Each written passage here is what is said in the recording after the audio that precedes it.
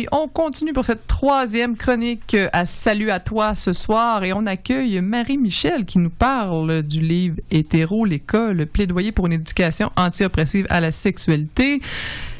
Et puis, comment c'était cette lecture? J'ai beaucoup apprécié ma lecture et vous allez savoir pourquoi. Je vous explique. Bon, ça paraît pas comme ça à la radio, mais j'ai des cheveux blancs. J'ai fait mes études secondaires dans les années 90. À cette époque-là, on avait ce qu'on appelait des cours de formation personnelle et sociale.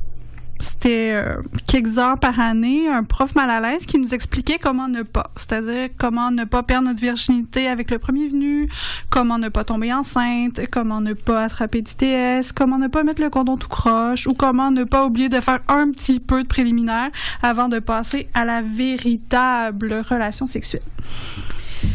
Bon, on nous disait aussi de pas trop s'en faire avec notre orientation sexuelle parce que, c'est normal d'avoir quelques fantasmes avec une personne du même sexe, que ça nous passerait sûrement, puis si ça passait pas, c'était pas si grave que ça.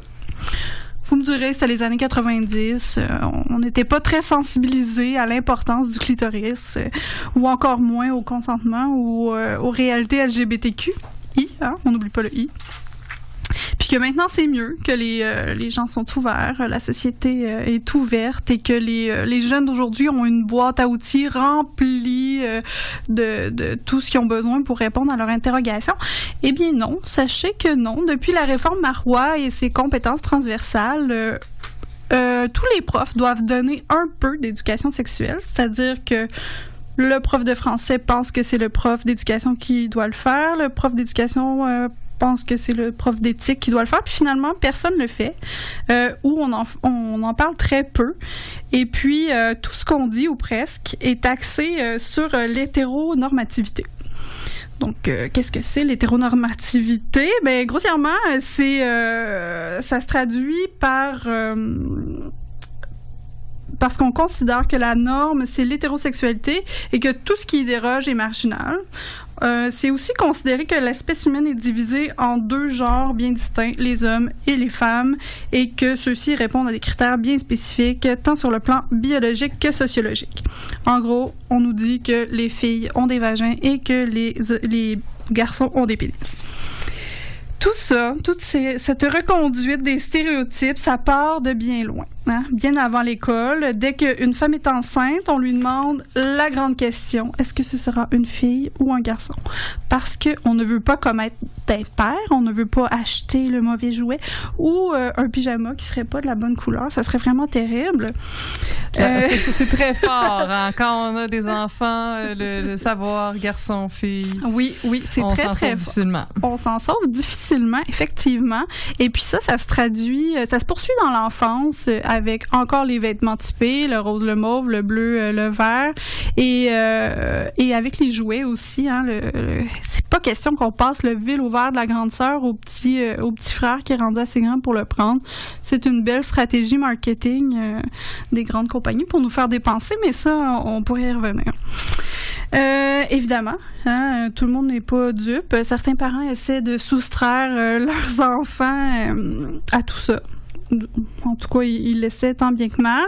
Et puis malheureusement, mais ça s'émiette un peu à la rentrée scolaire parce que il y a la prof bien gentille qui a fait des beaux petits paniers à paillettes pour les filles ou à motif de camion pour les garçons, les petits cahiers qui sont pas de la bonne couleur.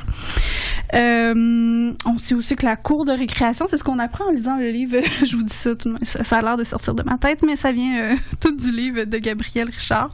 On apprend dans ce livre-là que la cour de récréation est, entre guillemets, naturellement divisée. Les garçons jouent avec les garçons à des jeux de garçons et les filles bavardent avec la surveillante. Bon. Je joue à la corde à danser. Oui, je joue à la corde à danser. En tout cas, dans mon temps, c'était comme ça. Je parodie, effectivement. Puis, bon, il y a le personnel scolaire, mais on a aussi nos plis à nous qui sont vraiment bien ancrés. Tu sais, ça fait même pas un mois que l'école est commencée. On demande à notre petit garçon s'il y a une petite blonde ou on demande à notre petite fille si elle a aidé ses camarades dans leurs difficultés. Donc, tout ça, ça part de loin et puis ça se poursuit effectivement au secondaire. On bicatégorise tellement les genres que ça creuse le sillon d'une féminité ou d'une masculinité unidirectionnelle. Puis c'est vraiment difficile de s'en défaire.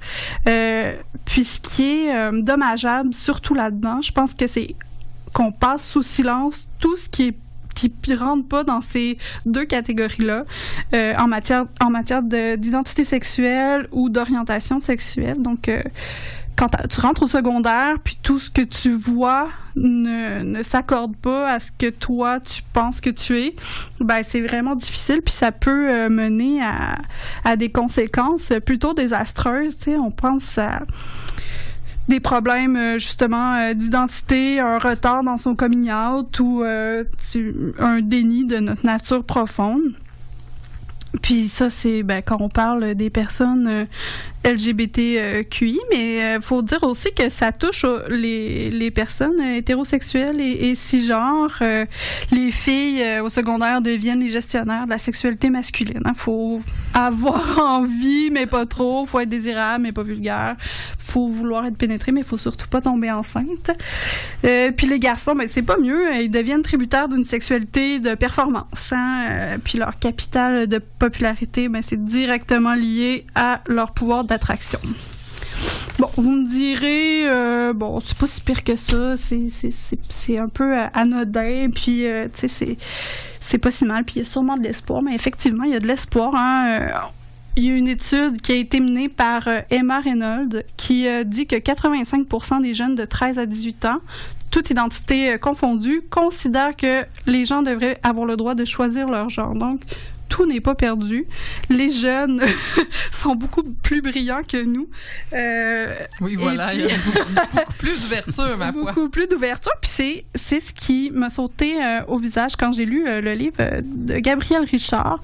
On se demande comment sortir de ce carcan-là, puis comment faire pour éduquer les jeunes et nous éduquer nous-mêmes à la sexualité.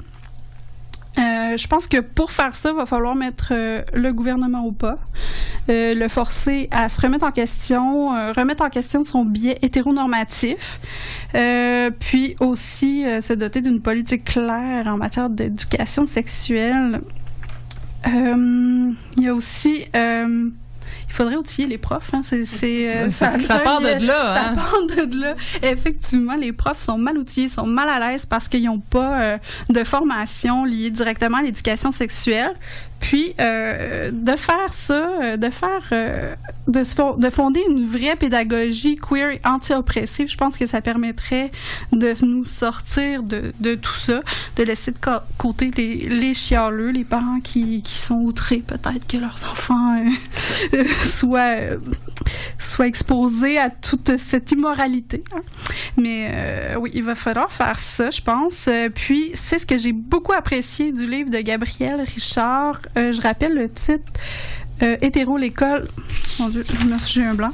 Hétéro l'école, le plaidoyer pour une éducation anti-oppressive à la sexualité, qui, elle, propose d'avoir une pédagogie queer qui permet une multiplicité des configuration entre le sexe, le genre et l'orientation sexuelle, et une pédagogie qui est aussi anti-oppressive, qui permet de comprendre c'est quoi les rapports de pouvoir dans la sexualité, les rapports de pouvoir liés au genre, à la racisation, aux capacités, à l'âge, tout ça. Donc, ce que j'ai beaucoup aimé, c'est que elle donne de bonnes pistes de solutions et des exercices concrets. C'est pas juste théorique, c'est très, très, très accessible. Puis je pense qu'on devrait mettre ça entre les mains de toutes les personnes, de tous les professeurs, de tous les intervenants en milieu scolaire, mais aussi entre les mains du ministre de l'Éducation en premier. Donc, parents, suggérez ça à vos milieux scolaires. Oui. Je prends 15 secondes pour vous dire que cette chronique que je viens de faire va apparaître dans le prochain numéro de François Stéréo, qui va sortir le 27 octobre. Un beau nouveau numéro tout chaud qui parle de la transmission. Donc, c'est d'actualité. Et dans ce numéro-là, on va parler de Tintanor, nos amis de Tintanor, que tout le monde connaît ici, la famille Kardashian, d'avoir des enfants ou de ne pas en avoir par choix. Et voilà. Fait que vous pouvez voir ça sur françoisstereo.com. Ça sort quand déjà? Le 27 octobre. Bon, ruez-vous sur vos claviers le 27 octobre pour aller lire ça. Ça vaut toujours la peine de lire des numéros de Françoise Stéréo. Mais merci beaucoup, Marie-Michel. Merci à toi.